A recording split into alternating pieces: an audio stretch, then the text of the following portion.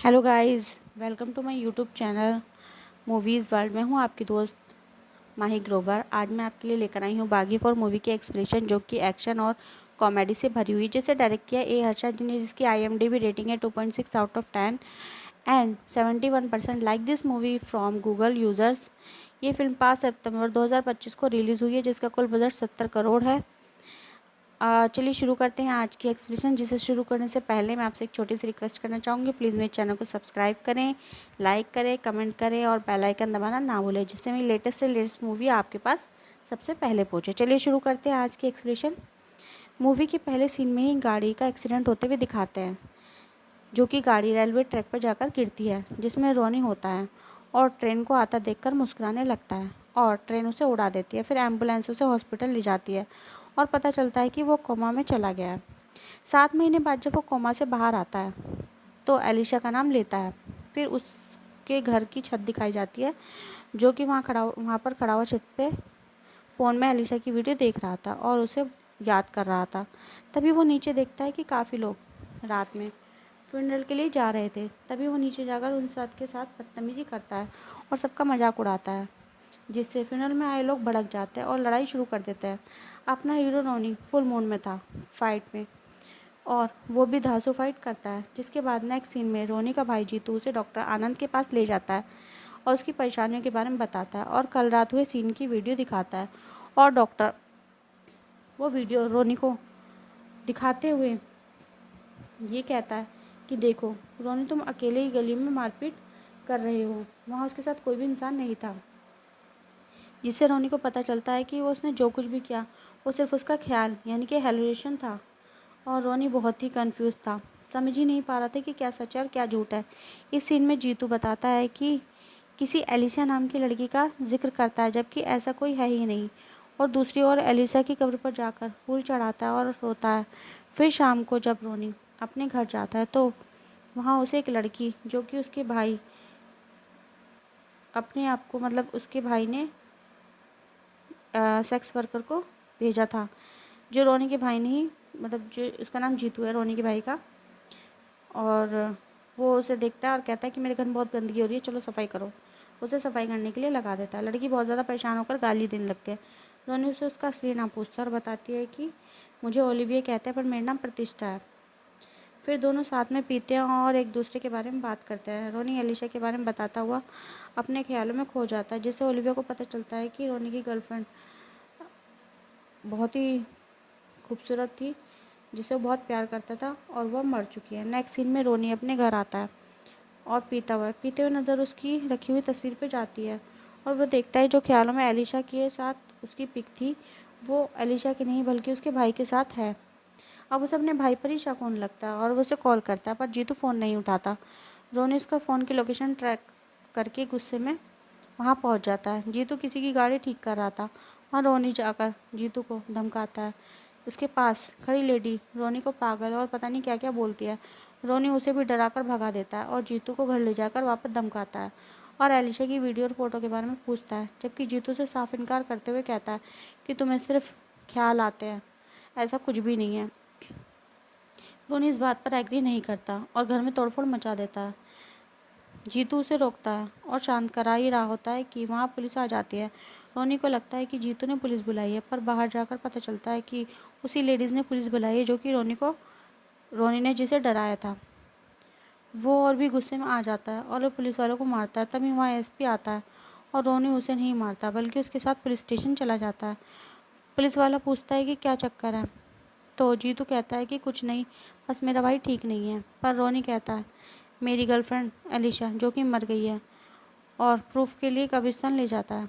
तभी रोनी देखता है कि जिस कब्र पर वो रो रहा था वहाँ एलिशा की नहीं बल्कि किसी और की कब्र थी और किसी बूढ़ी औरत का नाम लिखा हुआ था। जब रोनी वहाँ आता था तो एक दूसरी औरत वहाँ अक्सर देखता था, तो वो उसे बुलाता है और पूछने के लिए उसे कहता है कि तुमने देखा होगा कि मुझे यहाँ पे।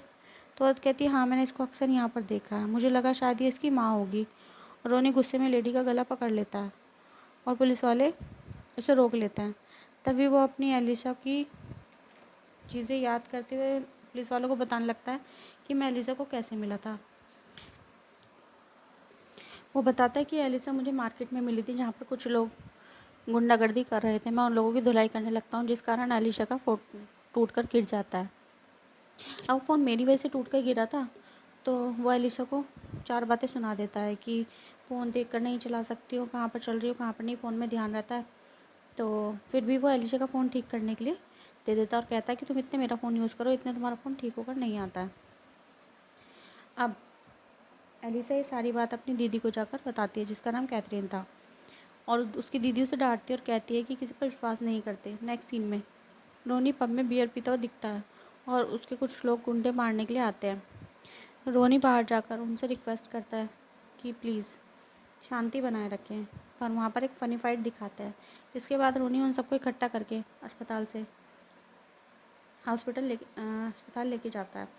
एलिशा डॉक्टर की ड्रेस में दिखती है और रोनी उसे माफ़ी मांगता है उसके फ़ोन के लिए। इसी बीच में रोनी को चोट कैसे लगी उसे पता ही नहीं चलता। एलिशा उसकी मरहम पट्टी करती है और रोनी एलिशा को देखने के लिए वहीं पे एडमिट हो जाता है। एलिशा को बार बार बुलवाता है, तभी एलिशा उसे नींद का इंजेक्शन दे देती है। नेक्स्ट डे एलिशा रोनी को फ़ोन के बारे में बताता है और कुछ अच्छी बातें याद करता है। अगले सीन में कुछ फुटबॉल टीम वहाँ खेल रही थी और वहीं कैफ़े था जहाँ रोनी और एलिशा मिलने आए थे। रोनी उसका मोबाइल वापस देता है और देखता है कि वहाँ खेल खेल में फुटबॉल वाले लड़ने लगे हैं। वहाँ गोलियाँ चलने लगती हैं। रोनी उन्हें रोकने के लिए दूसरी टीम को मारता है, तभी रोनी पर कोई गन रखता है और एलिशा उसे अपनी तरफ ले लेती है, जिससे रोनी गन वाले को मारने का मौका मिल जाता है, उससे मार देता है और दोनों को ये एहसास होता है कि शायद वो एक दूसरे को प्यार करने लगे हैं, और अब एक रोमांटिक गाना दिखाते हैं। गाना खत्म होते ही रोनी वापस प्रेजेंट में आ जाता है, जहाँ पुलिस वालों को ख्याल में बता रहा था कि क्या चल रहा था। ये सुनकर एएसपी पूछता है कि एलिसा मरी कैसे, तो वह एक्सीडेंट का जिक्र करता है। एएसपी रोनी के द्वारा बताए गए घर में किसी को तहकीकात करने के लिए भेजता है, पर वहाँ कुछ भी नहीं मिलता। पूरा घर जला हुआ था और रोनी के एक्सीडेंट वाले दिन गाड़ी की फुटेज चेक करता है, तो वहाँ भी गाड़ी में रोनी अकेला ही दिखाई देता है और कोई दिखाई नहीं देता। अब बाहर आकर वो रोनी से एक बार और सोचने के लिए बोलता है कि सच बोलो अगर तुम्हें कुछ और भी याद है तो। तभी वहाँ से एलिसा की बहन कैथरीन को गाड़ी में जाता देखकर उसके पीछे भागता है। उस औरत को पीछे से पकड़ लेता है और पता चलता है कि वो औरत कहती है कि मैं किसी कैथरीन को नहीं जानती, जिससे फिर रोनी अपना आपा खो देता है। अब उसे जेल में बंद कर देते हैं। तभी ओलिविया वहाँ आकर रोनी की बेल करा लेती है और रोनी उसके साथ घर चला जाता है। फिर रोनी नींद में कहता है कि मेरे साथ ही रहना, मुझे छोड़कर कहीं मत जाना। ओलिविया को लगता है कि शायद वो उसके लिए कह रहा है, पर उसे जल्दी एहसास हो जाता है कि वो एलिशा के बारे में बात कर रहा है नींद में ही, जिससे बहुत दुखी होती है। ओलिविया भी उसे चाहने लगी थी। अब जब रोनी होश में आता है तो ओलिविया से पूछती है कि दारू पीनी है, दवाई खानी है। तो रोनी दारू की तरफ इशारा करते हुए कहता है, तो दवाई का पर्चा वो फेंक देती है। उस पर्चे को गिरते हुए रोनी को कुछ याद आ जाता है, जिससे कि वो एलिशा के जले हुए घर में पहुंच जाता है और वो ठीक से याद करता है कि एलिशा उसके एक फ़नी स्केच बनाया था, जिसे रोनी ने गुस्से में आकर फेंका था। वो एक तस्वीर के पीछे जा गिरा, तो आज भी वो तस्वीर वहीं थी, पर थोड़ी जली हुई थी।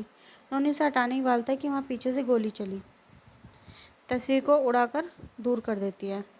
अब उसे लगता है कि ये भी सच नहीं है, ये भी उसका ख्याल ही है, तो वो आदमी उसे मारने लगता है। वो उसे भी ख्याल ही समझता है, लेकिन जब उसको खून निकलने लगता है तो रोनी समझ जाता है कि ये सच है और ये सब मुझे मार रहे हैं।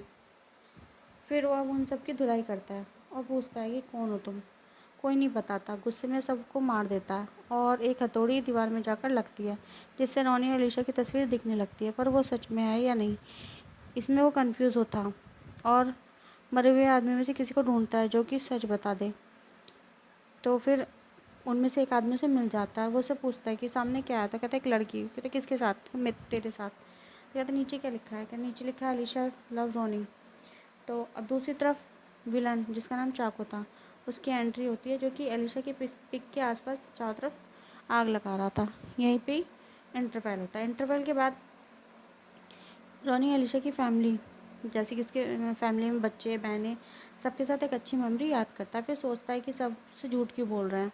उसके भाई से मिलने वो अपने भाई से मिलने घर जाता है और जीतू की अलमारी वहाँ पे खुली हुई थी, जिसमें बहुत सारे पैसे रखे हुए थे और गन रखी हुई थी। देखकर रोनी को और भी गुस्सा आ जाता है। जीतू को कॉल करता है पर फ़ोन नहीं उठाता, तो ऑडियो मैसेज करता है कि सच बता दे वरना मैं तुझे मार दूँगा आज।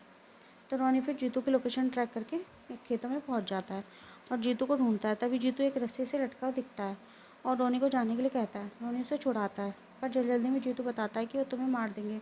उन्होंने मुझे पैसे और गन दी थी, कहा था कि मैंने तुम्हें सच बताया तो मैं खुद को गन से मार लूँ। वो बता ही रहा था कि जीतू को खेतों में कोई खींच लेता है। सिर्फ जीतू की आवाज़ ही आ रही थी। जीतू उसे ढूंढते हुए रोनी उसे ढूंढते हुए कई लोगों को मार देता है, पर जब तक उसका भाई मिलता है तब तक वो अधमरा हो चुका था। बाकी चोको का भाई पार्लो भी उसे मार देता है। रोनी दुख में था। तभी रोनी देखता है कि सब वापस जाने लगते हैं और पाओलो कहता है कि अभी तुम्हें मारने की इजाज़त नहीं है, इसलिए बच गया। रोनी उसके पीछे भागने की कोशिश करता है। वहीं खेतों में जीतू की लाश पुलिस के हाथ लग जाती है और जीतू के फ़ोन में ऑडियो मैसेज भी होता है जिसमें वो जीतू को जान लेने के लिए बोल रहा था। और अब एसपी रोनी पर शक होता है और उसे ढूंढने के लिए ओलिविया के पास जाता है, जिससे ओलिविया रोनी को फ़ोन करके उनके सामने ही कहती है कि पुलिस तुम्हें ढूंढ रही है। पुलिस वाला गुस्से में उसे धमकी देकर चला जाता है। तभी रोनी वापस ख्याल में जाकर एक्सीडेंट वाला दिन याद करता है और उसे याद आता है कि जब वह एलिशा को लेने उसके घर गया था तो कैथरीन ने ज़्यादा बात नहीं की और गुस्से में थी। जब गाड़ी में वो अंतिम अलीशा से पूछता है कि वो गुस्से में क्यों थी, तो अलीशा जैसे ही बोलती है ना कि मुझे कैथरीन के बारे में कुछ बताना है, तभी उसका एक्सीडेंट हो जाता है और वो अपने साथ एलिसा को भी मरते देखता है, जिसकी वजह से जब ट्रेन आती है तो वो खुश दिखता है कि मैं भी मर जाऊं। अब वापस प्रेजेंट में रोनी कैथरीन के बारे में सोचता है और कहता है कि ऐसा क्या बताने वाली थी एलिसा। फिर रोनी डॉक्टर आनंद के यहाँ जाता है जिससे रोनी का इलाज चल रहा था। वहाँ डॉक्टर को भी किसी ने मार दिया था और रोनी डॉक्टर के लैपटॉप में हॉस्पिटल की फुटेज देखता है जिसमें कैथरीन पाओलो से बात करती दिखाई देती है। अब रोनी कैथरीन को किसी बहाने से बुलाता है और बात करने के लिए शुरू करता है और कैथरीन बताती है कि वो तुम दोनों को अलग करना चाहते थे, मुझे धमकी दी थी, मेरा घर जला दिया, मेरे बच्चों को जलाने के लिए बोला, मैं डर गई थी। तभी वहाँ पार्लो आ जाता है और कैथरीन पर हमला कर देता है, पर इस बार रोनी कैथरीन को बचा लेता है और पार्लो वहाँ से चला जाता है। पर लड़ाई में पार्लो का फ़ोन वहीं गिर जाता है और वो रोनी को मिलता है। रोनी उसमें ओलिविया की बहुत सारी मिस कॉल देखता है और देखकर रोनी ओलिविया के यहाँ होटल में जाता है। जैसे ही वो उससे पूछता है कि तभी कोई गोली चलाने लगता है। रोनी उस आदमी के पीछे भागता है और होटल के किचन में जाकर पहुँच जाता है। वहाँ खड़े सभी लोगों ने फाइट करना शुरू कर देते हैं और ओलिविया भी वहाँ आ जाती है जो कि सबको मार देती है। अब लड़का फ़ोन पर पूरी जानकारी पाओलो को देता है और पाओलो कहता है कि चाको को मैं समझा दूंगा, तुम रोनी को मार दो। अब जैसे ही वो गोली चलाता है ओलिविया सामने आ जाती है और मरने से पहले बताती है कि एलिशा जिंदा है। तभी रोनी कब्रिस्तान में जाकर कब्र खोदता है और देखता है कि इसमें कोई इंसान नहीं बल्कि पत्थर पड़े हुए हैं। नेक्स्ट सीन में एलिशा और चाको एक रोमांटिक सीन में साथ में गाना गाते हुए दिखते हैं। फिर एक घर दिखाया जाता है जहाँ पर कमरे में एलिशा को जंजीर से बांधकर टाइगर के सामने बिठाया हुआ था। पूरे घर में चारों तरफ चाको और उसकी फ़ोटो लगी हुई थी, जिसे देखकर वो बहुत परेशान हो जाती है। तभी चाको उसकी परेशानी दूर करता है और बताता है कि मेरी गर्लफ्रेंड बिल्कुल तुम्हारी तरह दिखती थी, अपने ऊपर हाथ रखने वाले का हाथ ही काट के ले आती थी, मुझसे शादी करना चाहती थी। पहले तो मैं अपनी उम्र को लेकर कंफ्यूज था, पर उसने मुझे मना लिया। फिर जिस दिन मेरी और मेरी गर्लफ्रेंड अवंतिका की शादी थी, उसी दिन वहाँ पर कुछ लोग आकर लड़ाई करते हैं, जिस चक्कर में अवंतिका को गोली लग जाती है और वो मर जाती है। तब मैं शिकायत करने गॉड से चर्च में जाता हूँ तो बाहर मुझे तुम दिखती हो, जो कि अपने सर पे गन लगाए हुए खड़ी होती हो। मैंने देखा तो मैं समझ गया कि गॉड ने मुझे मेरी अवंतिका वापस दे दी है। फिर भी मैंने रोनी को वहाँ तुम्हारे साथ देखा और काफ़ी दिन तक नोटिस किया। मुझे समझ आ गया था कि मुझे क्या करना है। अब ये जानकर एलिशा बेहोश हो जाती है और एलिशा को जब होश आता है तो कहते हैं कि तुम अवंतिका हो, गॉड ने तुम्हें भेजा है और कहता है कि जो शादी अधूरी रह गई थी उसे पूरा करो, और कहता है कि रोनी तुम्हें भूल जाएगा क्योंकि वो सिर्फ दिखावा कर रहा है, असली प्यार मैं करता हूँ। तब एलिशा उसे चैलेंज करती है कि यदि रोनी मुझे भूल गया तो मैं तुमसे शादी कर लूँगी। नेक्स्ट सीन में पुलिस वाले रोनी को ढूंढ रहे थे और रोनी पुलिस स्टेशन पहुंच जाता है। एएसपी बताता है कि एलिशा जिंदा है। दूसरी ओर पाओलो चाको को बताता है कि रोनी को पता चल गया है कि एलिशा जिंदा है, एलिशा को भूला नहीं है। फिर दोनों आपस में सोचते हैं कि क्या करना है। तभी पुलिस स्टेशन में धमाका होता है और पाओलो रोनी को ले जाने आता है। जिससे एसपी को पैसे देता है और रोनी को ले जाता है। दूसरी ओर चाको एलिशा को रोनी और ओलिविया की पिक दिखाता है और कहता है कि वो तुम्हें भूल गया। फिर एलिशा उससे मिलने के लिए कहती है। चाको एलिशा को मिलने भेज देता है। तभी एलिशा रोनी को देख सोचती है कि रोनी उसे लेने आया और बाकी सब झूठ बोल रहे हैं, पर रोनी उसे बोलता है कि जो भी तुम्हें दिखाया है वो सच है। इतना सुनते ही वो कहती है कि मैं चाको से शादी करने जा रही हूँ।